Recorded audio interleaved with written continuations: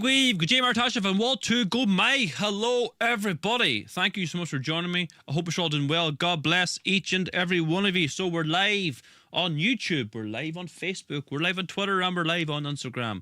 So I'm just publishing a wee link here to the, what am I doing here? To the Facebook page. God, ask me to create a link. Leave page, please. Saving. So welcome to the show, everybody. My name is Dan McConnell. We're broadcasting live from Castlefin, County Donegal. Got a very, very special guest for us today, Noreen Shea, coming from the Rebel County, County Cork, and she'll be joining us in just a second. She does very, very good work. So a big warm welcome when she comes on. She talks about kind of the digital ID type of stuff, Agenda 21, smart cities. We're going to get into all that. So it's going to be a very, very good show, and I give her a good warm welcome when she comes on. All right, everybody. So before we do bring her on, we're going to say our Lord's Prayer as Gaeilge. So please join us. Daniel Manahar agus Avek agus Spirit Neve. Amen. Ar Nyahar Atar now. Go Neve for Daniel. Go died at the rate. Go Nyanthur do Holler and Talav Marianthur now. Ar Narn Lahul Tor doing you. Agus might do our fecta. Mar why ha might dar fecta na fian. Ag na leg sin a gahu, ag sir sin a ulk, amen. And then yama nahar agus avek, agus spirit neve, amen. Okay, everybody, welcome to the show. If you're new, please subscribe, share these live streams, all your friends and family. Let's get the message out there. The very least you can do is follow me if you're watching on Facebook, YouTube, Twitter, TikTok, or all those weird and wonderful places. Please subscribe and just share them out there, right? Okay, without further ado, let's bring on our very special guest today. Mrs. Noreen Shea. What button do I press here now? Hold on. I've had many buttons in front of me and I don't know which one to press. There we go. Now, do you hear me, Noreen? I do, Niall. How are you? Good. Thanks so much for coming on. Really, really appreciate it. So, for those of you who don't know, Noreen does a lot of really good work on, I suppose, Agenda 21, the digital tourney we're under. I suppose, Noreen, just kind of introduce yourself there and why and what do you do kind of with your research?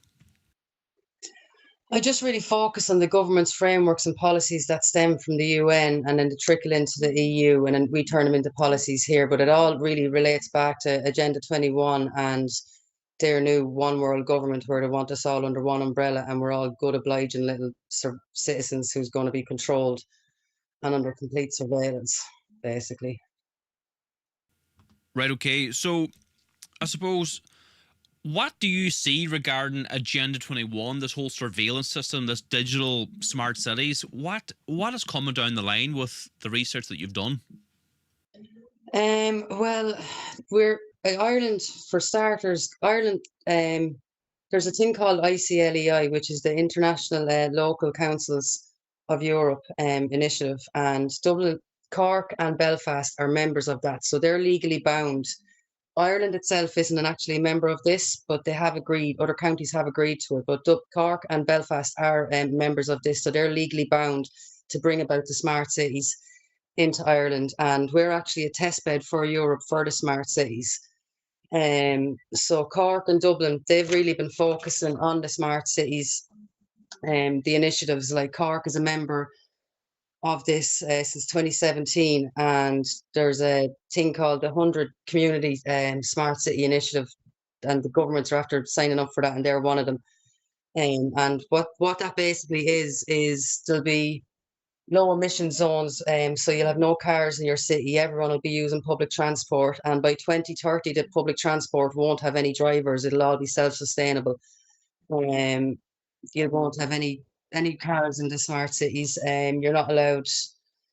It'll basically be 15-minute smart cities. So the way they're promoting it to people is within 15 minutes you'll have everything you'll need. You'll have your school, you'll have your doctors, you'll have your hospital. Anything you need will be in that 15-minute cities. But what they're not relaying to people is you're going to have to be a good little citizen to be allowed to leave your 15-minute city smart zone, because they're going to be bringing in the agendas like the carbonised agenda. Like, so we'll all have our own carbon-based score, and if you go over that or under that, it'll be all dependent on that whether you leave your smart city. Like, so it's all very technical and things, but Cork and Belfast are the two cities we need to be looking at because they're legally bound. Now Dublin is after agreeing to this as well. And between Dublin and Cork, they're kind of both going different ends of it. Dublin is going more on the technical digital side of things, where they're after creating a digital twin for Dublin, which is real. You'll see all the cameras that are after being rolled out across. Now Cork is doing it as well, so are other counties in this country. But they're doing it, they're saying it's for our own protection and to stop drug crime and all this, but it's actually not. It's for our complete surveillance. And it also has the thing called Internet of Things, which it basically can pick up the temperature, your humidity, they can pick up on your biometrics, your vital systems. So they're able to record absolutely everything belonging to you in real time. And Dublin has theirs set up already. Like they have the thing called the Smart Docklands, Smart Sandyford, the Smart DCU. Whereas Cork is going more, say, on the building side of it, like where they're renovating now and putting in all these apartment blocks because they're all going to be fitting into the 15-minute zones. And so between the two of them, they're actually getting this done in real time, but they have until June of 2026 to get this complete, because Ireland is going to be taking up council presidency in the EU council presidency in EU. Sorry, I'm mumbling. But they have until 2016 to get this all legally finished and bound. Like, so that's why you see the work ongoing very, very fast now, and where we are, like Cork is really being built up. But again, this isn't going to be for the Irish people. This is for the people that's being brought in here, because Cork's population is set to grow to another 50,000 in the next year. Like, but there's another 10,500. It's everything that they're doing is all really connected, and it all falls under the urban regeneration and the development plan document. It also falls under the national strategy document that they're doing, and EU is after funding this. They're after giving Ireland 189 million for a just transition fund to basically turn our city into what they want it to be, where they have complete control and surveillance over everything and everyone in it. Like, so we're going to be compliant with citizens. Yeah, like in my county, County Donegal, the biggest town is Letterkenny, and they're installing bike lanes left, right, and centre. They're removing vehicle lanes to make it very difficult for drivers. So like people just give up and say, oh, it's because the traffic's very bad in Letterkenny as it is, but they want to make it so bad that people just give up and go into public transportation or cycle around in their bicycles.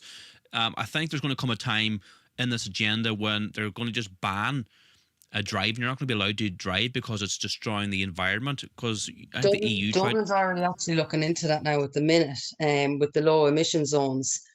It will follow into every other town in the country, but at the minute Dublin's actually talking about it with the low emission zones. Now they already have different parts of Dublin where you're not allowed your trucks because of emissions, but with the low emission zone they're talking about not having cars, but they will make allowance, because again this all falls back to money. So people who have to travel into Dublin to work, if you're driving a petrol or diesel car, you will be charged extra to go through that low emission zone. But that's only going to be up until 2030, because in 2030 cars are going to be no more, and in 2030 they're even going to stop making digital or petrol and diesel cars. It'll only be digital cars that are being made from then on. It's frightening. Like Cork then has the CMATS system that's coming into play. They're building that now at the minute, and Dublin as well is also having its own train system that will go through the whole town, where basically it'll be able to connect you, like to people who don't know what's actually happening. It will look like a good thing and it will look like it's convenient, but what's convenient today is communism for our children tomorrow. And it will entrap people, like, because all these trains and systems are going to go through every town, so it will actually stop through everywhere, and they will make it convenient for people to use these rather than use their car, because they're going to keep rising the prices of diesel and petrol that people won't even be able to afford to get them. You know what I mean? Yeah, only the elite will be driving cars, and and the peasants like me and you will have to take the public transportation and will have their credit score like they have in China. And if you're a bad citizen, if you've been criticizing the government, you won't be able to get access to your to public transportation, to food, things like that. It's a very, very frightening scenario we're just walking into. 100% it is, and that even falls. Everything they're doing has been connected, and this plan was created in 1994 or 92, I can't be just, it's either one of them years in Brazil, by the United Nations Climate Environment Directive, and 178 countries agreed to this program for the Sustainable Developmental Goals. But the interesting thing to note, Niall, is when the countries agreed to that, that's not actually a legal binding agreement. So we could actually still pull out at it if we really wanted to.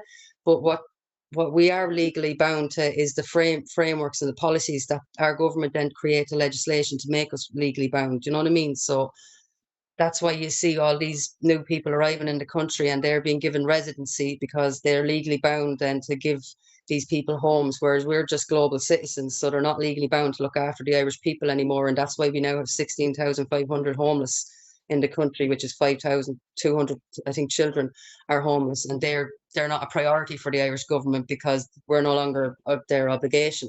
But with it's all wording with these parasites, but with the new arrivals coming in, they're granted residency, and that's why they're obliged to get the houses first and get everything first, and like to get the jobs and all this. Like it's shocking how far it goes. But we could still actually pull out of this if the country just came together and down tools and shut the whole country down and demand that our Irish government leave the UN and leave this agreement because it's not legally binding.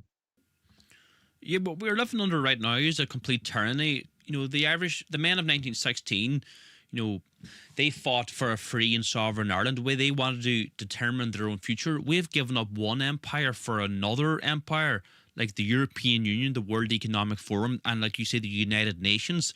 This is a top-down agenda. Even what comes to with the sex ed in schools as a part of Agenda 21, all these things, the agenda, sustainable development goals. And you see, like Mary Lou McDonald, she's got the wee sustainable development goals lapel badge. They're all wearing it.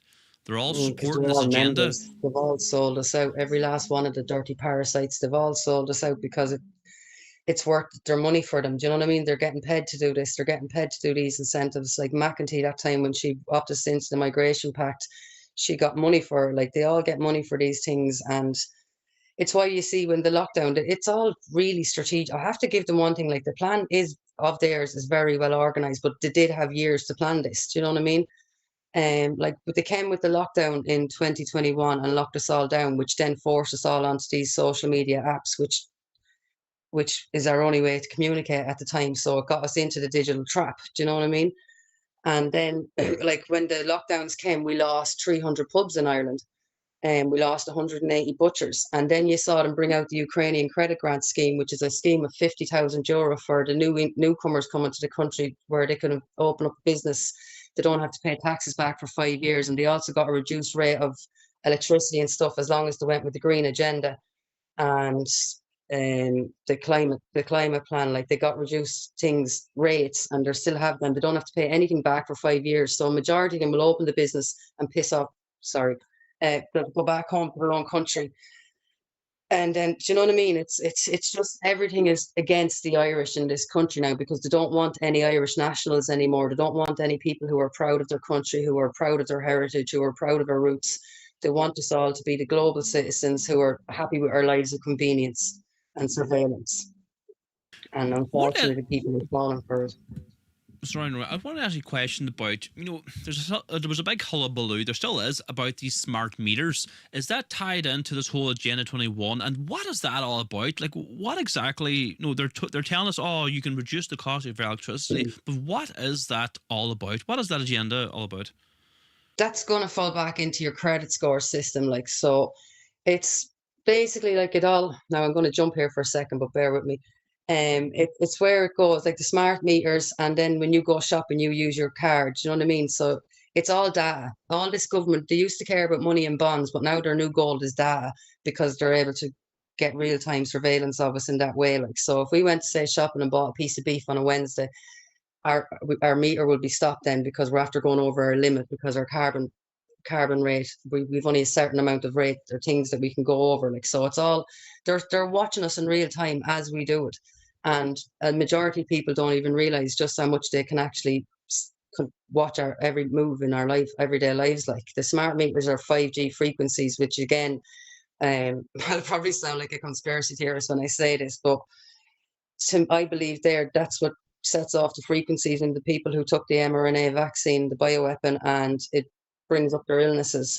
These 5G frequencies are very, very dangerous to the human body and the human anatomy.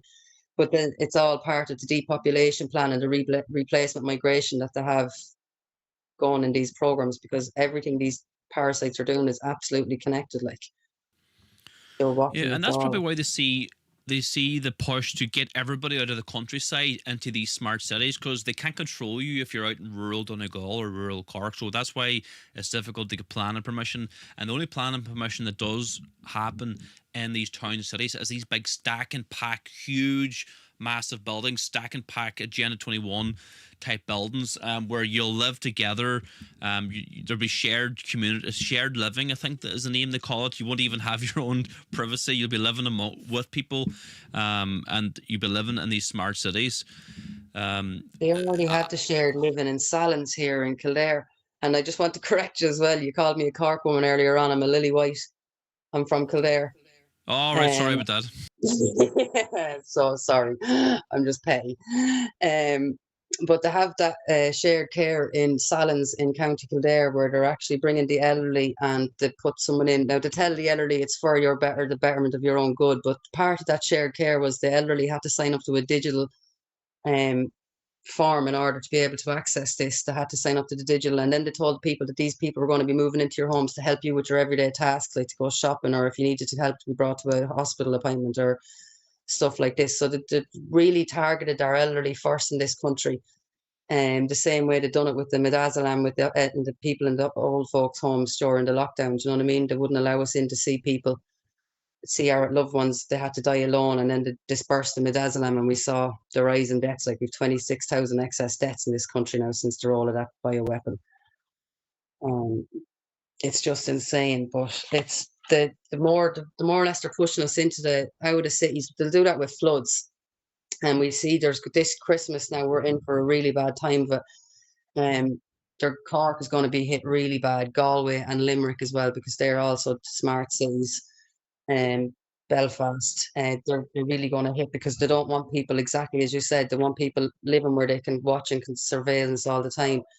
And that's where the CPOs come into play as well. Like, with this land, the land grab that's happening, like, the government can now use CPOs to take your land off you if it's for the betterment of this nation, which they're saying it is, like, because they need this land. Say if you have a few acres of land there and they want it for to build a new extra feckin' zone, whatever, they can take that land now, legally do it as well, because it's everything that's happening in this country is legal. They're just scamming parasites, is the word I use for them. And there seem to be like they're trying to do these land grabs with the bogs as well. What's going on there with the bogs? They're re-wetting the bogs as well under the guise of climate change, and we've got to store the carbon. What's that all about? Bord na Móna was given 1.5 million to go and basically buy the land, buy the bogs off the people, because don't forget, this whole agenda is you will own nothing and you will be happy. So they basically went in and told, it's again part of climate action plan. They don't want people sustainable. They want to sort, like, the word, when they use the word sustainable, it really means reliable on the government. So you'll be a obliging little citizen. But the Bord na Móna, after being given 1.5 million to go in and buy up land off people who own the bogs, and if you don't want to sell your land, that's where Bord na Móna then come down and take a legal action against you, like it's happening. There's a man on Facebook now he's been basically bullied and harassed to get his land, but he's standing firm, like most honourable Irish men will, and they'll fight against the system. But Bord na Móna, it's unlawful what they're doing. It's not legal. It's unlawful, because they don't even own the land. They're trying to say they own the land and they have legal rights to it, but it's actually not the case. Like, Bord na Móna isn't even a viable company, but they're here, and their main company here is here in Newbridge, and they're actually building up a big, huge building now, because they're after being given all this money by the government, because they're the ones pushing the wind turbines. And most of the companies in this country have taken the money to shut up and just do as they're told, be little good puppets and do what they're told, like. So, but they're going around now and they're rounding up all the bogs and basically taking it off people, because they don't want us burning turf anymore, because that's our way of sustainable living. Do you know what I mean? But they don't want us all being able to look after ourselves. They want us all reliant on the government and the state, and it's absolutely ridiculous. Like, there's a new thing they're going to come in now with the direct, sorry, their district heating, and basically where they're going to take our rubbish, charge us for taking our rubbish, then they're going to burn our rubbish and turn it into electricity and charge us for that again. Like, so it's all just a money racket with these parasites, but it's our fault that we're allowing absolutely all of this. Do you know what I mean? We have the power to stand up and say no, and just stand united and demand they take accountability for this, because we don't have to allow any of this. But for some reason, people are just looking the other way and accepting it when we don't have to. Yeah, like there in January, I think there was a big storm and a lot of electricity was knocked off in Ireland, if you remember. And it's probably happened down in Kildare too, but it's happened up here in Donegal. Council estates, the Irish government or the council is going to them and saying, if you remove your chimney and if you close up your chimney and we'll install an air to water system, you'll save money in electricity and blah blah blah. It'll be just so much better for you. You'll save money. And the local council estate, half a mile from me, I went when they were knocking down the chimneys. I went down to them. I said, like, what happens when there's no electricity or when there's a storm in Ireland and you can't heat your houses? And like the people were saying, oh well, I'll be long gone by then. 2 months later, there was a storm and they were freezing in their houses. Like you say, when you've got turf, you can heat your house. And if you're reliant on electricity, you can't even cook food. You can't heat your house. It's all about control. 100% it's about control, but it's also about depopulation, because if you look at where them areas were hit, it was elderly populations and stuff. But that falls back into the data centers. And the data centers are taking up a lot of our electricity, and Ireland are after agreeing to take on more. Like, we have over 180 of them now in our country, considering like we only had 30 something 2 years ago.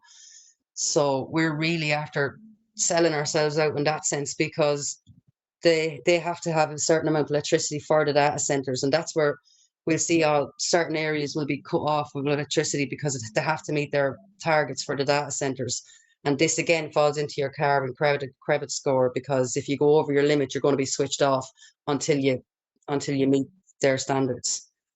So it's all very technical and scary, but it's all very real and coming. Like, and all the documents are there. Like, there's 3 documents people could read themselves to actually understand exactly how far these parasites have brought us into this agenda.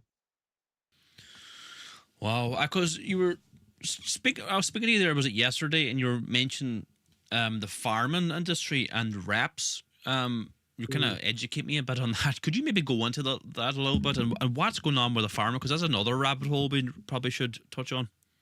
They don't want farmers are their biggest fear right now, because farmers are sustainable. Do you know what I mean? They can live off the land. They have their own food. They don't need the government and never have needed the government. But the Irish farmers have always been here to assist the people and make sure we have food in our fridges and stuff. Do you know what I mean?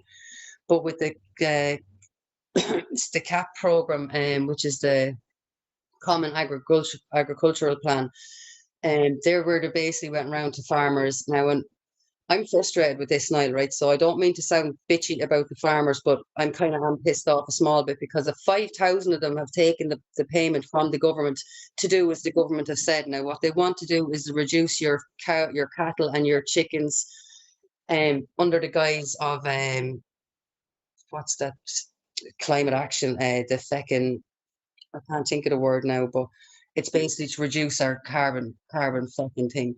But they're after giving farmers incentives now to just come along and do this. And 5,000 of the farmers in Ireland have taken this incentive. And then as long as they take this agreement, they will get other payments as well, because that's how they're bribing these people to go along with this plan.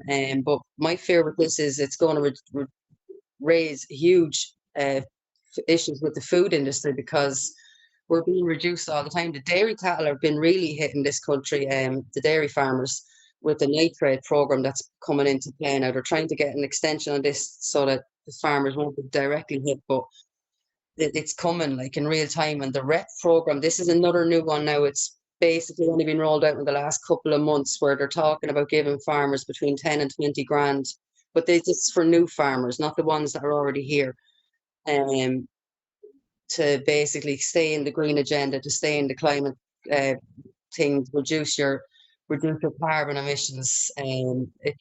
It's frightening what they're doing, because it's going to reduce our food quality. Like the Mercury deal as well, the EU are trying to do, that will really destroy Irish farmers, because it's going to allow 90,000 tonnes of Irish or beef be imported into the country at a lower rate. So people are obviously going to go and buy the cheaper one, because with the cost of living crisis, people won't be able to afford the genuine decent beef out there. Do you know what I mean? And with the different, Ireland has one of the highest regulations and things to make sure our food and are safe standards. But the countries from this Mercosur deal don't have the same standards, so we're not going to get the same safety level or quality of meat.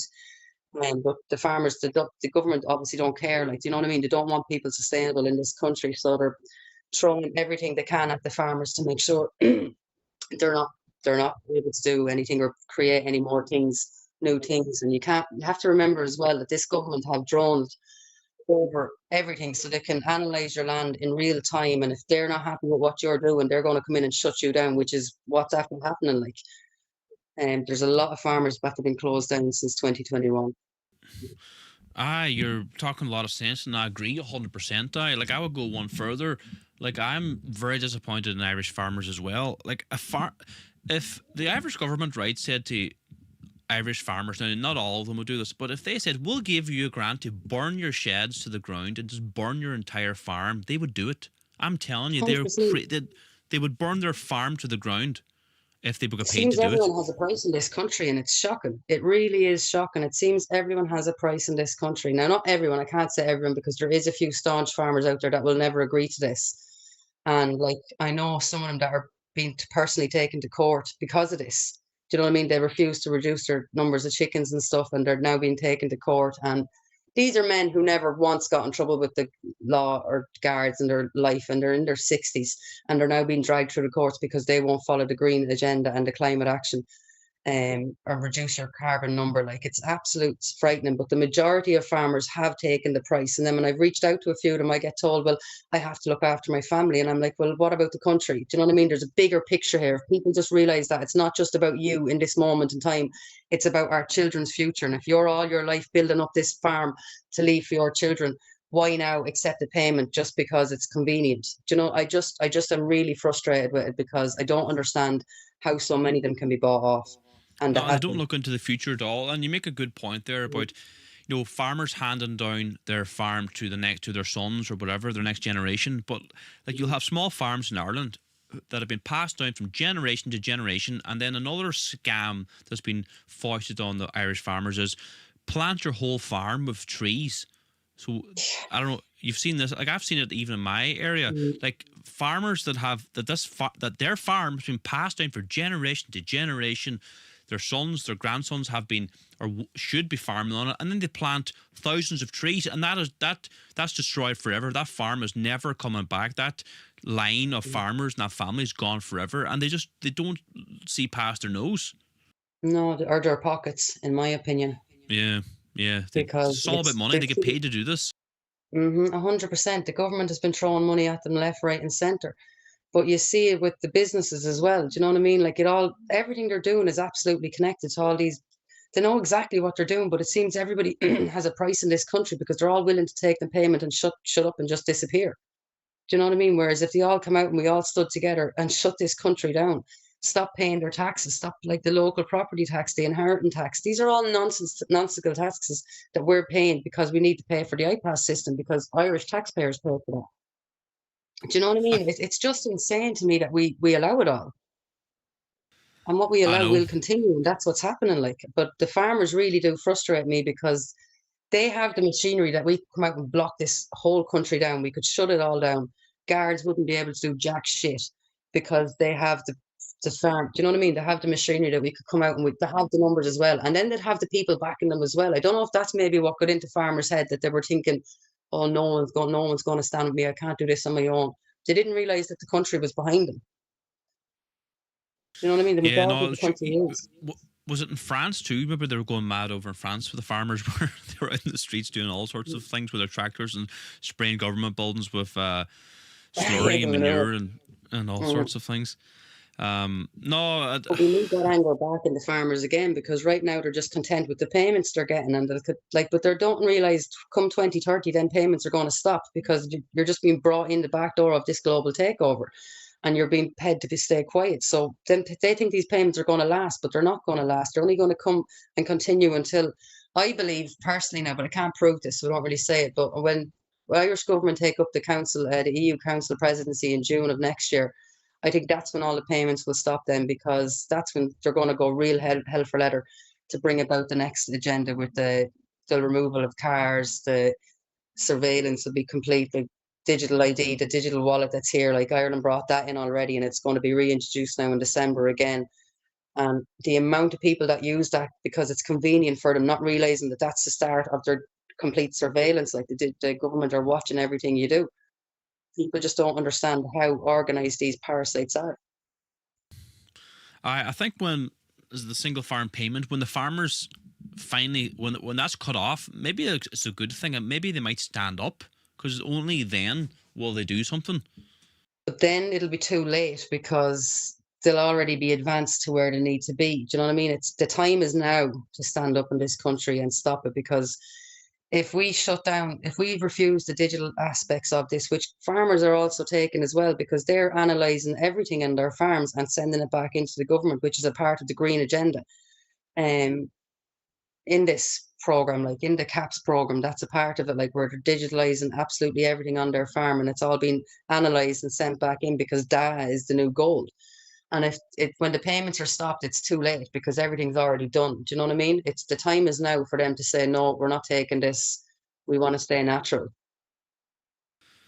Yeah, and the scarcity, the food scarcity is a problem too, because Ireland really, we don't produce as much food as we used to. Like I remember my father telling me, like when he was a child, all the fields surrounding us, all farmers were growing vegetables and growing different food. But he says we don't do it anymore, and like we have all the machinery and all the technology nowadays, and there was hardly anything back in the day. But how come they were able to produce and be actually self-sustainable? But now we're not. We're importing potatoes from Israel and whatnot.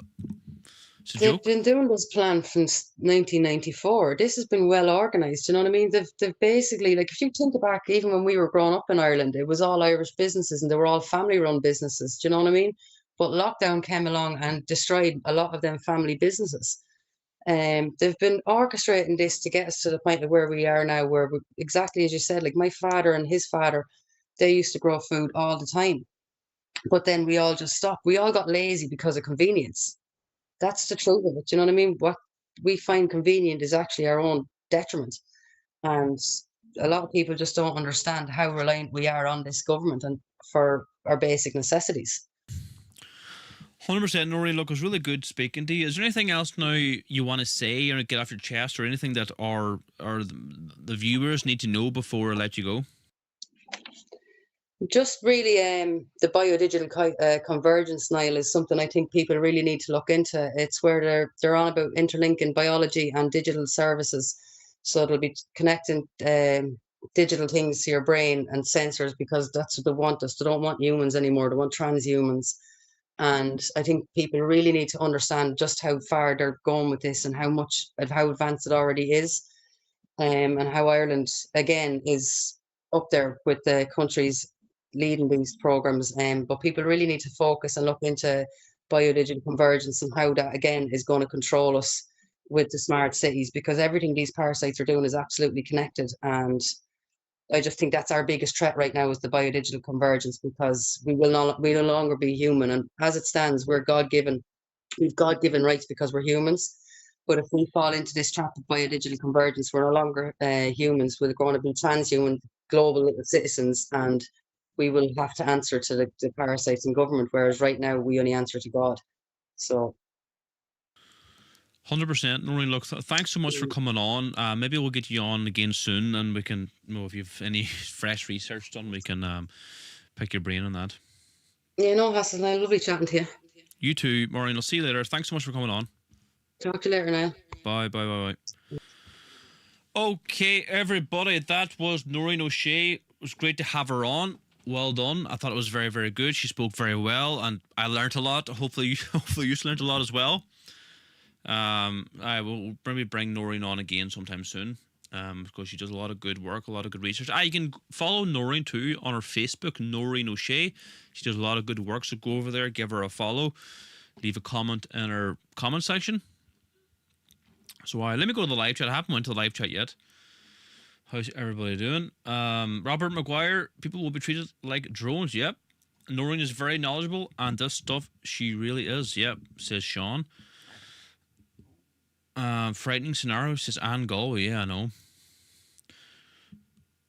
I knew this already, says Casper. Oh, well, aren't you wonderful? Amazing guest, Niall says, Reno, good man. Reno, thanks for moderating. Ultimate form of cattle. Resist ID, strike if you have to, and one has been called in Britain for February. Aye, the digital ID, they're trying to push that in Britain, aren't they? This is truly shocking, says Robert. Thank you, Noreen. She knows her stuff, says John. Thank you, Noreen, says Stilly Briggs. Hello, says For the Love of Ireland. So great to see so many people in the live show. We're live on Facebook, YouTube, Facebook, and Instagram.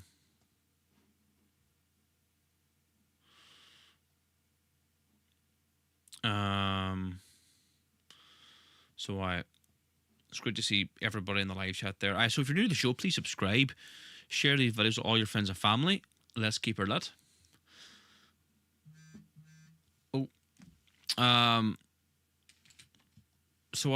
Look, if there's a number of ways you can support us, you can subscribe, share these live streams with all your friends and family. I'd really appreciate it.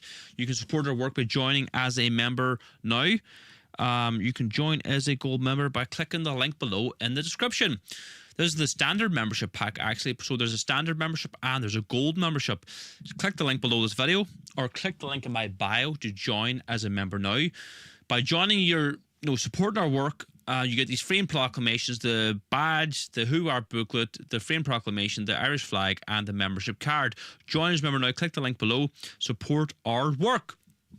Okay, everybody, that's it for me tonight. Thanks so much for tuning in. I hope you enjoyed the interview with Noreen. Thanks very much for coming on, Noreen. We'll have you on again soon.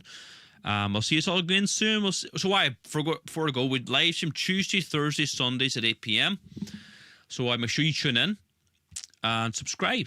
And we'll see you all again Thursday. God bless you all. Aaron go bra.